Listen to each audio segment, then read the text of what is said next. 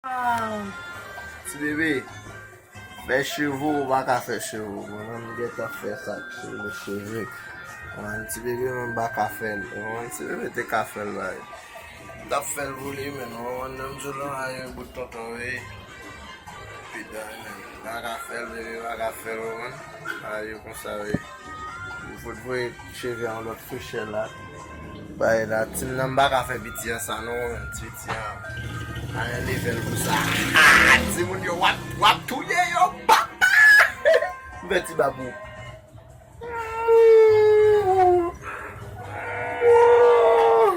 Adi. Kiye la bat papa.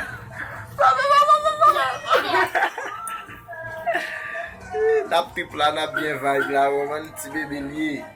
La bien vire la. Ti wap bien vire. Ti nèg wap bien vire la. Di nou, ti nèg wap bien vire la. Why sa woman? Di nèg wap bien vire la. Di nou.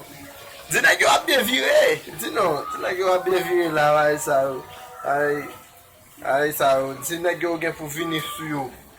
En bloc 18. Di nèg yo sa ta de fwe. Tade, sa e bebe li fwe. Bon la. Tranquille. Tranquille se remet kwa ben nou tranquille nou la fwe.